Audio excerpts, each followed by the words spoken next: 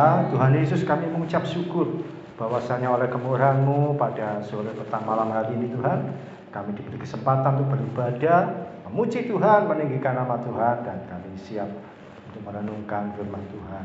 Di dalam nama Tuhan Yesus terbuka mata rohani kami, telinga rohani kami untuk menangkap setiap pesan Tuhan yang terbaik bagi kami.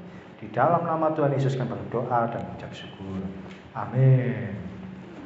Ya, puji Tuhan, kita boleh ketemu lagi sharing firman Tuhan. Ternyata tidak kebetulan saya digeser di minggu pertama. Saya jadi yang mengawali adanya pohon Natal yang indah, luar biasa. Jadi seakan-akan kayak khotbah Natal. Ada pohon Natal baru dipasang kemarin, ternyata saya yang mengawali. Haleluya. Ya, bulan Desember selalu mengesankan buat kita semua. Kita selalu menunggu-nunggu saat atau momen Natal, walaupun di Desember sendiri banyak suka duka yang kita alami, dan tapi selalu Desember selalu kita tunggu-tunggu, selalu kita nantikan. Desember 3 tahun yang lalu pun saya juga mengalami situasi yang tidak menyenangkan, tapi mengesankan sampai sekarang, yaitu harus dirawat di asrama rumah sakit yang luar biasa. Saya juga teringat Desember beberapa tahun yang lalu ada seorang pendeta terkenal di Surabaya, seorang gembala sidang di daerah Mulyosari sana. Dia khotbah Natal, di tengah-tengah khotbah dia nggak kuat, dia terjatuh, ternyata saat itu juga meninggal dunia. Ya, meninggal di masa-masa pelayanan itu bagi hamba Tuhan sebuah cita-cita. Ya, walaupun tidak semua kita mengingat, tapi itu cita-cita karena apa? Bertugas. Dia meninggal, dia kalau tidak salah Pak Ranto namanya, beliau seorang hamba Tuhan yang luar biasa. Dan terima kasih Pak Rizky, walaupun kondisi kurang sehat, tapi tetap bersedia hadir di tengah-tengah kita, memberikan semangat untuk kita beribadah pada Tuhan. Ya memang usia 40 itu, kalau sudah masuk usia 40 ke atas dan sebagainya, itu sudah memasuki tanda bahaya untuk kesehatan. Alarm-alarm sudah mulai berbunyi. Kalau 20 tahun, 30 tahun makan apapun bebas, keluar jam berapapun oke, ketemu siapapun tidak masalah. Tapi begitu 40, nah itu sudah mulai tanda bahaya mulai muncul. Kesehatan ini sudah mulai tidak seprima yang dulu. Saya pun juga beberapa kali dalam minggu-minggu ini juga drop, nggak kuat, sering juga jatuh bangun, maksudnya sering sakit dan sebagainya. Tapi walaupun nggak sampai ke rumah sakit, tapi sering nggak kuat. Bahkan yang terakhir saya batuk lama 2 minggu nggak sembuh-sembuh. Tapi puji Tuhan, saya konsultasi ke seorang dokter, dikasih obat yang berlaku 5 hari. Saya beri hari Selasa, Sabtu jatahnya obatnya habis, ternyata juga sembuh batuk saya. Sampai sekarang puji Tuhan tidak lagi batuk-batuk. Biasanya setiap malam harus batuk-batuk, sedia minuman dan sebagainya, tidur sampai nggak tenang. Tapi puji Tuhan hari ini bisa melayani di tengah-tengah semua kita. Saya mau sharing dari teladan tokoh Natal yang ada di Alkitab, yang kiranya bisa jadi berkat bagi kita semua. Jadi saya mengawali sharing Natal bulan Desember ini. Yang pertama, langsung saja, yaitu dari ketaatan seorang yang kita kenal, namanya Maria, seorang perempuan yang jadi fokus Natal, yang jadi figur Natal. Biasanya ketika Natal, pasti berbicara tentang Maria. Kita buka atau kita baca sama-sama dari Lukas 1 ayat 38. Kalau tidak siap bisa dibaca dari sini. Sudah saya siapkan ayatnya. Pas, tidak mungkin salah karena copy paste dari internet alkitab.me. Mari kita baca sama-sama. Lukas 1 ayat 38. Kata Maria, sesungguhnya aku ini adalah hamba Tuhan. Jadilah padaku menurut perkataanmu itu. Lalu malaikat itu meninggalkan dia. Di ayat-ayat sebelumnya, malaikat yang disebut malaikat Gabriel itu datang kepada Maria, memberi pesan, memberi tugas, memberi perintah bahwa kamu satu kali nanti dalam waktu dekat akan mengandung seorang bayi, kandunganmu akan dipakai untuk menjadi lahirnya seorang bayi tanpa melalui hubungan suami istri. Tanpa melalui kata pernikahan akan ada seorang bayi yang lahir dari kandungannya. Dan itu adalah suatu hal yang nggak mungkin. Menabrak tradisi Yahudi, menabrak adat istiadat, menabrak kebiasaan. Tapi karena yang datang adalah utusan Tuhan sendiri, Maria punya respon. Aku siap, jadilah padaku menurut perkataanmu itu. Sesungguhnya aku ini adalah hamba Tuhan. Artinya apa? Sesungguhnya aku ini siap mengikuti apa yang kau katakan, karena aku adalah hamba Tuhan. Maria bukan imam, Maria bukan seorang pelayan Tuhan di bait suci, tapi dia seorang yang mau menyerahkan diri untuk Tuhan, sehingga dia berani berkata bahwa aku ini adalah hamba Tuhan. Karena mengikuti apapun yang Tuhan sampaikan melalui malaikat. Hal yang pertama kita pelajari adalah ketaatan dari seorang yang bernama Maria. Dari Maria kita belajar untuk taat dengan maksimal, sekalipun penuh dengan risiko. Di poin berikutnya tentang Maria bisa bergeser, bahwa Maria adalah figur ketaatan penuh risiko. Taat sekalipun penuh risiko. Risikonya apa? Ketika dia mengandung, ketika dia hamil di luar hubungan suami istri, tentu dia akan menghadapi gunjingan, omongan, obrolan, gosip. Dari mana dia bisa hamil? Dari mana dia bisa mengandung seperti itu? Dari mana dia bisa punya kandungan seperti itu? Oh, paling ini dia dengan orang yang lain lagi, karena dengan Yusuf dan tidak mungkin. Oh, mungkin dengan yang lain lagi. Kok bisa tiba-tiba dia mengandung? Dia siap untuk menghadapi perkataan-perkataan. Dia siap untuk menghadapi situasi-situasi yang tidak menyenangkan. Ingat, menjadi pengikut Kristus itu tidak pernah aman jalannya. Jadi pengikut Kristus itu penuh resiko. Kalau jadi orang Kristen hanya karena kelahiran dan karena pernikahan, gampang, gak ada masalah. Tapi ketika kita jadi pengikut Kristus sungguh-sungguh, kita menyatakan pertobatan dan jadi pengikut Kristus, kita siap wajah dengan wajah, muka dengan muka, dengan kuasa kegelapan yang siap menyerang kita dengan berbagai banyak cara. Dan hari-hari ini dibutuhkan ketaatan yang maksimal dari anak-anak Tuhan, itu siap menjadi orang Kristen yang menghadapi resiko, yang menghadapi tantangan, nggak mudah menyerah menghadapi situasi apapun. Berani nggak kita belajar untuk taat pada Tuhan sekalipun penuh resiko yang tidak pernah mudah. Amin. Apakah kita pilihannya adalah taat pada Tuhan dengan sepenuh hati, atau akhirnya kita cuma mundur, wis gak usah pelayanan di gereja yang datang cuma sedikit, gak semangat aku. Atau ketika di tempat lain tidak menyenangkan, aduh gak enak, wis gak usah ikut Tuhan lagi. Apa aku ikut Tuhan difitnah terus, ikut Tuhan aku dibully terus, ikut Tuhan aku diejek terus. Ikut Tuhan Yesus gak pernah mudah. Jadilah seorang Kristen yang penuh dengan cahaya, jadi berkat dimanapun. Jangan jadi orang Kristen yang busuk, jadi perkataan yang gak enak bagi orang lain. Jadilah setiap kita pengikut Kristus yang berani hadapi tantangan, berani hadapi resiko. Dan juga saya tuliskan, belajar untuk taat apapun yang Tuhan perintahkan, taat apapun yang Tuhan ingin itu kita kerjakan, taat untuk apapun yang Tuhan ingin kita melaksanakan.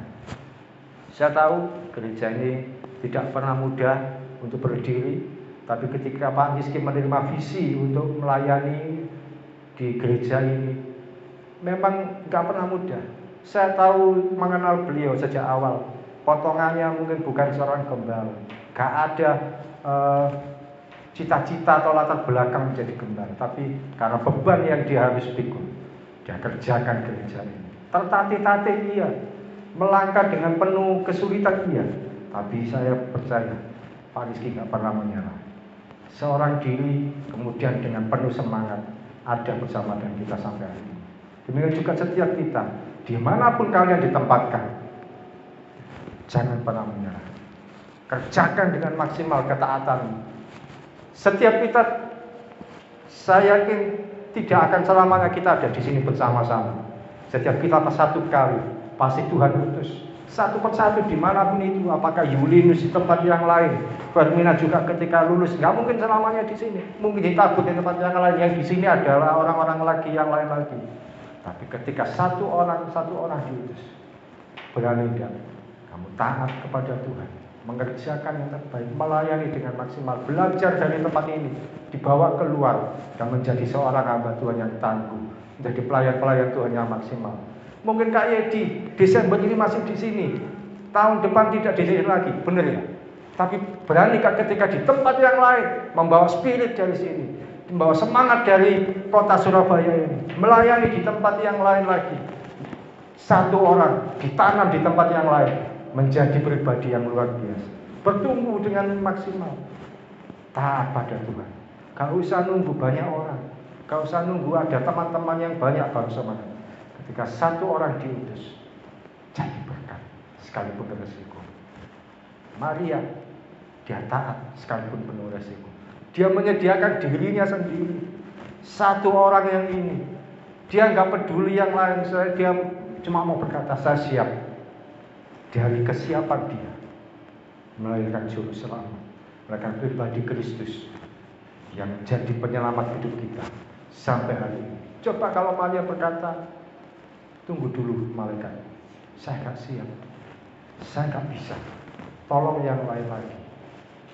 Ya ikut Tuhan iya, tapi harus penuh hikmat, penuh logika, biasanya kan begitu. Nah kalau saya hamil di luar nikah bagaimana? Apa yang terjadi? Maka tidak akan ada keselamatan. Mungkin malaikat itu meninggalkan Maria, dan dia akan menjadi pribadi yang tidak akan kita kenal sepanjang sejarah. Saya tidak akan bosan, saya selalu ingat kalau Desember 21 Desember 2015, dalam kondisi nggak ada uang, hopeless, dalam kondisi pekerjaan juga berantakan. Hari itu saya meresponi panggilan Tuhan di WiFi Corona Jalan Kapuas untuk melayani Tuhan lagi. Dan tiba-tiba air mata saya mengalir ketika dia berkata, ayo layani aku lagi. Sejak itu saya seorang diri memulai. Sejak itu sampai hari ini ada banyak orang yang bergabung bersama dengan kami, yang saya layani, yang kami layani. Bahkan pelayanan saya sederhana ini akhirnya dipakai banyak orang, disalahgunakan banyak orang, disalahgunakan masalah keuangan dan sebagainya, padahal pelayanan gak ada uangnya. Tapi Tuhan tidak berhenti beracara dalam Tuhan saya. Dari satu pribadi bisa menjadi sampai hari ini. Kami boleh memberkati banyak orang dari Sumatera sampai Papua dan Malaysia, Hong Kong dan sebagainya. Belajar satu orang taat jadi berkat. Demikian juga setiap kita berani belajar satu orang taat meskipun penuh dengan resiko, taat dengan maksimal. Ketaatan berbicara kehidupan yang bersandar pada Tuhan setiap hari, dimanapun ditempatkan, bukan cuma masalah pelayanan, di pekerjaan dimanapun. Anda jadi seorang Kristen yang maksimal, yang jadi berkat bagi orang lain. Bukan jadi orang Kristen yang jadi cuma mengganggu, cuma jadi parasit, cuma jadi mengganggu orang lain. Jadi pribadi yang luar biasa. Oke, siap jadi pribadi yang taat sekalipun penuh resiko. Ini pesan Natal yang pertama. Jadi seperti Maria yang taat berkata, siap sekalipun situasi tidak menyenangkan, sekalipun pilihannya sulit, dia harus hamil sebelum dia menikah atau hamil di luar hubungan suami. Yang kedua, poin yang kedua ini juga saya sampaikan penuh dengan serius, yaitu mengenai ketulusan Yusuf. Yusuf yang kita kenal berikutnya sebagai seorang suaminya Maria. Yusuf, ayat dasarnya Matius 1 ayat 19. Kalau bisa terbaca, kita baca sama-sama. Kalau yang bisa dari Androidnya, Matius 1 ayat 19, 1, 2, 3. Karena Yusuf suaminya seorang yang tulus hati dan tidak mau mencemarkan nama istrinya di muka umum, ia bermaksud menceraikannya dengan diam-diam. Di tradisi Yahudi ada istilah bahwa pertunangan itu sudah dianggap seperti suami istri. Jadi waktu itu Yusuf dengan Maria sudah bertunangan. Kalau sudah bertunangan itu di kalangan masyarakat setempat sudah dianggap bahwa mereka suami istri. Hanya saja belum tinggal bersama dan tentu belum boleh melakukan hubungan seksual. Jadi tapi sudah dianggap sebagai suami istri, seperti suami istri. Bahwa oh ini sudah pasti pertunangan itu sudah pasti bahwa oh ini adalah pasangan yang suami istri. Tidak mungkin terpisahkan. Kalau di Indonesia kan ada istilah sebelum janur kuning melengkung, gak masalah, meskipun sudah tunangan, masih belum tentu jadi. Nah, kalau di Yahudi mereka menghargai hubungan, sehingga kalau sudah pertunangan itu sudah dianggap suami istri. Sehingga kalau ada kata menceraikannya diam-diam, nah itu jangan bingung, belum menikah kok sudah menceraikannya, artinya kan sudah dianggap pernikahan. Yusuf seorang yang tulus hati. Tulus hati artinya apa? Tulus hati itu menjaga kekudusan, menjaga kemurnian hati, menjaga hubungan yang baik dengan Maria, dengan penuh kehati-hatian. Hari ini bagaimana hubungan anak-anak Tuhan di dalam menjalin hubungan satu dengan yang lain? Apakah tulus hati? Maria dengan Yusuf menjaga diri, tidak melakukan hubungan secara fisik di dalam mereka berhubungan. Tapi saya tulis di situ bahwa Yusuf tidak mau mengambil yang bukan haknya. Hari-hari ini anak-anak Tuhan, anak-anak muda, seringkali kalau pacaran gak main fisik itu rasanya kurang. Iya apa ya? Bukankah seringkali seperti itu? Akhirnya jatuh di dalam dosa berzina, jatuh di dalam dosa yang terlalu liar, terlalu kacau. Kalau anak-anak Tuhan, anak-anak muda melakukan berhubungan dengan pasangannya tapi tidak melibatkan fisik, rasanya kurang. Akhirnya banyak yang jatuh dalam situasi yang sama, terlibat dalam hubungan yang ruwet. Satu kali ketika saya membina di SMA 20, ada seorang perempuan yang anak kelas 3 SMA waktu itu datang pada saya. Saya lupa namanya, anaknya putih kulitnya, harus datang kepada saya. Kak gimana? Saya bingung ini gimana. Lu kenapa? Dia punya pacar angkatan darat militer, tapi tidak seiman, dan dia sudah berhubungan jauh dengan yang militer ini. Dan orang tuanya memberi ultimatum, kalau nggak menikah dengan yang militer ini, nggak dianggap keluarga. Tapi kalau menikah dengan yang militer ini, dia harus pindah agama, tidak seiman, menjebakkan diri sendiri. Ya saya nggak bisa memberi solusi. Ya sudahlah, kalau mau dianggap keluarga ya silakan menikah dengan dia. Tapi akhirnya kan mau tidak mau meninggalkan Tuhan Yesus. Hari ini jaga kekudusan. Yang ada di sini jaga kekudusan. Yang tadi disampaikan Pak Rizky bahwa yang di sini banyak yang belum punya pacar, bukan berarti juga aman-aman. Memang aman sekarang, belum punya banyak pikiran. Tapi ketika nanti Tuhan izinkan punya pasangan, jaga diri, jaga kekudusan. Amin. Gak mudah membawa ini loh. Di dalam diri kita ini ada gelora, ada gairah, ada nafsu. Orang muda nggak bisa diingkari, tapi bisa enggak? Kamu jaga diri, jaga hati, jaga kekudusan. Jangan sampai terlewat, jangan sampai jatuh dalam situasi yang salah. Kalau sampai jatuh dalam situasi yang salah, sudah gak laku kamu pelayanan, gak laku kamu jadi hamba Tuhan. Bukan Tuhan itu gak bisa ngampuni, Tuhan ngampuni, tapi maaf untuk pelayanan kamu gak laku. Bukan gak laku, tapi nanti dulu. Karena apa? Namamu sudah tercemar, kehidupanmu sudah tidak lagi murni.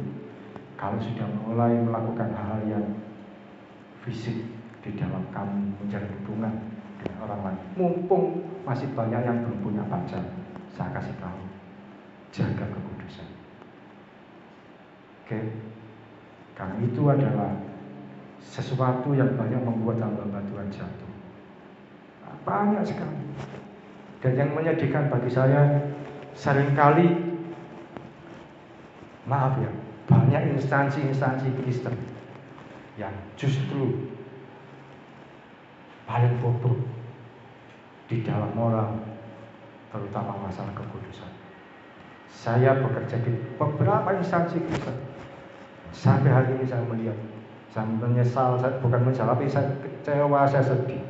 Kenapa? Justru di instansi Kristen, anak-anak Tuhan mudah jatuh dalam situasi yang salah, terjebak dalam ketidakkudusan, terjebak dalam hubungan yang salah. Kita nggak bisa berkata, oh saya tidak mungkin seperti itu. Nah, bisa kita lakukan dalam, saya mau menjaga diri supaya saya tidak jatuh. Saya pernah jadi pegawai salah satu toko buku Kristen terkenal di Surabaya. Karena yang terkenal kan ada di Pregolan, ada satu lagi Pregolan, terus kemudian yang lurus lagi Jalan Kompes Pol M Durian. Di sini juga ada toko buku rohani terkenal, toko buku Kristen terkenal. Walaupun sekarang sudah tidak ada. Sekarang kan toko buku Kristen sudah tidak ada semua. Toko buku rohani sudah tidak laku. Waktu itu tahun 2002, toko buku rohani masih jaya-jaya. Saya jadi salah satu pegawai di situ. Saya cerita di sini mumpung yang datang tak banyak. Dan menyedihkan, mereka banyak tidak menjaga kekudusan sebagai anak Tuhan. Hari Minggu biasanya itu ada piket. Piket itu karyawannya tidak banyak. Nah, saya satu kali pernah ke bagian piket. Ada kasir satu, ada karyawan toko satu, dua. Saya ada satu teman lagi, ada satu lagi bagian kuda. Yang mengecewakan adalah bagian kasir ini cewek pacaran sama kepala kuda. Dan kalau pas piket, biasanya toko buku itu sepi jam antara jam 1, jam 2, jam 3. Nanti mulai rame jam 4 ke atas. Kira-kira jam 1, jam 2. Yang kepala kuda turun ke ruang toko, ke ruang kasir. Di depan. Ngapain? Ya di situ mereka melakukan hubungan fisik. Ya pelukan, ya ciuman dan sebagainya. Ini toko buku Kristen. Saya bukan iri karena saya nggak punya pacar di situ, enggak, tapi saya loh, kok seperti ini? Toko buku Kristen. Bahkan bukan cuma pegawainya yang seperti itu banyak. Karena apa? Sebagian yang cowok punya pacar kasir. Ada lagi kepala manajer toko, pimpinan toko. Ketika acara keluar kota, naik mobil sama-sama, dia ngajak pacarnya, pangku-pangkuan dia. Dan saya juga kaget, ternyata manajer toko saya seperti ini. Di toko buku Kristen, instansi Kristen. Kemudian saya lulus kuliah, saya masuk ke sebuah sekolah. Saya ngajar di SD Kristen. Kepala sekolahnya terlibat skandal dengan bendahara sekolah. Dan saya melihat, oh kenapa seperti itu? Ini instansi Kristen. Setelah dari situ, saya pindah ke sekolah yang lain. Di sekolah yang lain, ketua yayasan yang juga gembala sudah gereja di sekolah itu ada gereja. Dia selingkuh dengan jemaat. Istrinya ibu gembala sampai minum obat nyamuk, bawa ke rumah sakit. Walaupun memang akhirnya didamaikan, tapi bukan itu mengecewakan. Dan yang terakhir, di tempat saya mengajar sekarang, berapa hari yang lalu, masih kurang lebih 2 minggu, tanggal 20 November, saya mendengar cerita seorang guru olahraga dikeluarkan dari sekolah. Ternyata punya hubungan dengan murid, diajak ke kos-kosan, dan mereka melakukan hubungan di sana. Menyedihkan sekali, ini sekolah Kristen. Dan gurunya yang seharusnya menjadi figur yang baik, menjadi contoh yang baik, bahkan gurunya ini aktif di persekutuan doa kampus, dia harus keluar. Oh, ketika sudah dikeluarkan, sudah selesai semua, dia menampilkan status kumpul dengan teman-teman persekutuan, ditulis caption, bersama dengan mereka lah yang menerima saya apa adanya. Mereka tidak mereka menerima saya. Ini istilahnya apa ya? Ini walaupun bersalah masih tetap ada orang menerima, Tuhan mengampuni. Iya, Tuhan mengampuni. Teman-teman ini. Tapi jangan dibanggakan dosamu. Seakan-akan bangga bahwa saya nggak apa-apa berbuat. Atau masih ada teman-teman komunitas yang menerima saya. Gak usah dibanggakan. Pertobatanmu ya. Hari ini jaga kekudusan. Jangan ambil yang bukan hati.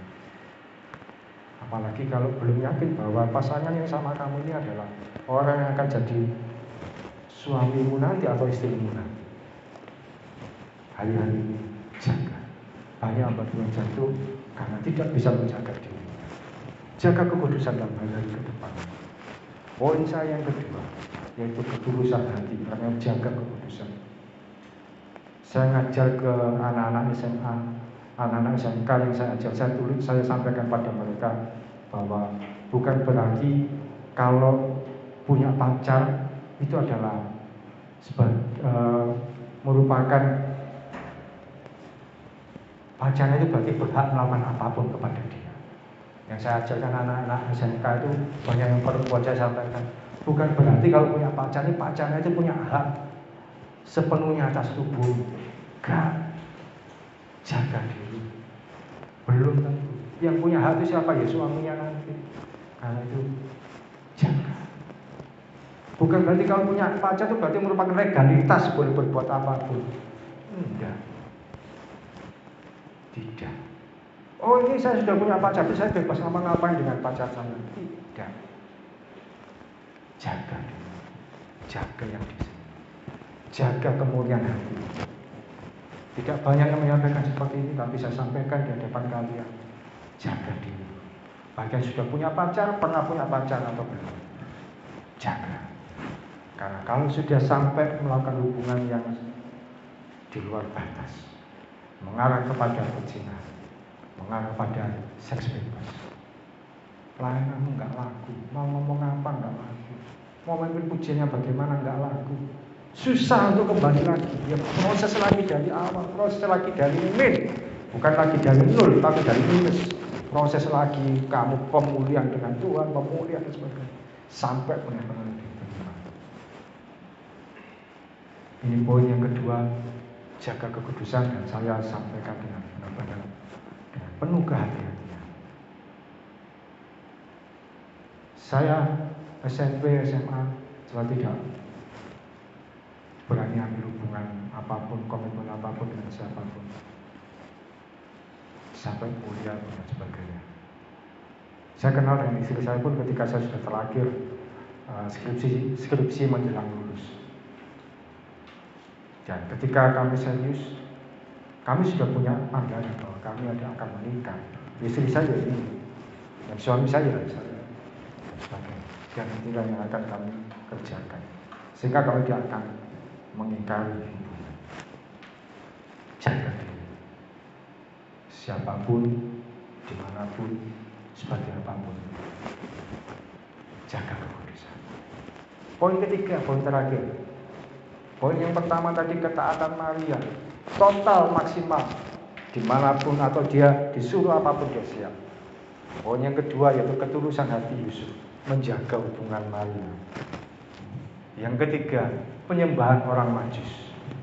Saya bacakan dari Matius 2 ayat 1 sampai 2. Sesudah Yesus dilahirkan di Betlehem, di tanah Yudea, pada zaman Raja Herodes, datanglah orang-orang Majus dari timur ke Yerusalem dan bertanya-tanya, di manakah dia, raja orang Yahudi yang baru dilahirkan itu? Kami telah melihat bintangnya di timur dan kami datang untuk menyembah dia. Motivasi orang Majus mencari Yesus sang raja itu. Mereka berkata, kami mau menyembah. Menyembah artinya kita memiliki keintiman dengan Tuhan. Kita memiliki hubungan yang erat dengan Tuhan, hubungan pribadi dengan Tuhan, hubungan yang tidak terpisahkan dengan Tuhan. Memiliki jam doa kita yang baik dengan Tuhan. Dan hari-hari ini dicari orang yang mau intim dengan Tuhan. Bukan cuma orang yang mau cari berkat atau mujizat. Dicari orang-orang yang mau intim dengan Tuhan. Adakah itu ditemukan di antara kita hari-hari ini? Kalau kita nggak intim dengan Tuhan, bisa masuk di poin berikutnya. Saya sempat menuliskan apa tidak ini? Penyembah. Penyembah itu keintiman dengan Tuhan. Kita intim dengan Tuhan. Adakah setiap pagi kita menyediakan waktu intim dengan Tuhan? Atau kita sibuk dengan aktivitas kita sehingga kita lupa atau gak sempat untuk memiliki waktu pribadi dengan Tuhan? Saya tuliskan di poin yang kedua ini. Kalau kita nggak intim dengan Tuhan, akan mudah apa? Burnout. Burnout itu apa? Burnout itu capek dalam pelayanan, mengerjakan segala sesuatu. Kita mudah capek, bukan cuma pelayanan, pekerjaan atau apapun, kita akan mudah burnout itu. Sudah rasanya itu kehilangan semangat lagi. Ya melayani iya, tapi sudah kayak orang melakukan dengan rutinitas. Itu burnout. Bahkan juga bisa kecewa kalau kita nggak punya keintiman dengan Tuhan. Dan patah semangat. Sedikit-sedikit jadi salah paham, konflik dengan yang lain.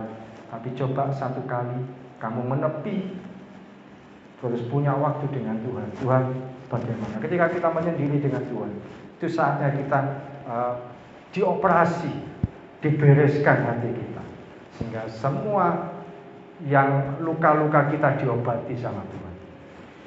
Dan yang terakhir, penyembahan menjadikan Tuhan sebagai prioritas yang utama dalam hidup kita. Belajar memiliki penyembahan, menyembah Tuhan, memiliki motivasi yang benar. Dan ketika kita memiliki motivasi yang benar di dalam Tuhan, percayalah, Tuhan akan membereskan apa yang menjadi pergumulan kita. Amin. Siap untuk menyambut Natal kali ini dengan kehidupan yang berkenan di hadapan Tuhan, yang istimewa kita berikan bagi Tuhan. Bukan cuma minta yang istimewa, kita berikan hidup kita yang istimewa juga di hadapan Tuhan. Yang pertama, jadi seorang yang taat, maksimal, total, sekalipun penuh resiko, dimanapun Tuhan tempatkan. Yang kedua, jaga kekudusan. Saya ketika berdoa bisa mendapatkan bahwa tahun depan gereja kita juga akan mengalami goncangan yang lebih berat lagi, lebih dahsyat lagi. Tapi ketika kita bersandar pada Tuhan, kita akan melalui semua badai rintangan itu dengan sebaik mungkin. Atau kalau tidak, akan ada yang mulai undur satu persatu. Bukan cuma undur dari gereja, undur dari Tuhan juga. Tapi saya berdoa setiap kita yang ada di sini jadi pribadi yang kuat, tidak undur dari Tuhan. Dan yang ketiga, jangan kehilangan penyembahan. Jangan kehilangan penyembahan. Penyembahan itu apa sih? Penyembahan itu bukan cuma nyanyi. Penyembahan itu memberi diri kita di hadapan Tuhan sepenuhnya bahwa saya ini milik Tuhan. Bahwa saya ini siap untuk ikut apa yang Tuhan mau. Siap untuk mengikuti apa yang Tuhan kerjakan. Dan penyembahan itu menempatkan dirimu bahwa kamu ada di sini untuk beribadah, untuk menyembah Tuhan. Amin. Siap untuk beri yang terbaik bagi Tuhan. Oke, mari kita bersama-sama bersatu di dalam doa. Tuhan Yesus, terima kasih. Firman-Mu sudah saya sampaikan, pesan-Mu sudah hamba berikan bagi anak-anak-Mu Tuhan di tempat ini.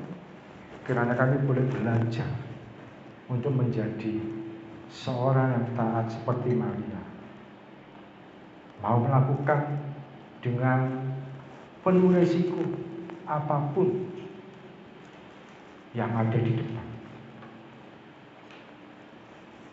Dan kiranya kami boleh siap Tuhan menghadapi setiap tantangan, rintangan, halangan dalam pelayanan, dalam apapun yang kami hadapi sehari-hari.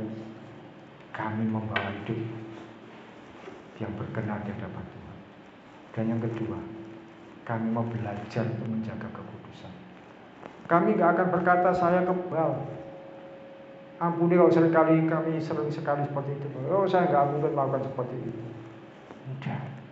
Tapi kami mau berkata, Tuhan, jagai langkah kami. Kalau kami punya hubungan dengan seseorang, kami mau Tuhan jaga supaya tidak melangkah dalam situasi yang salah.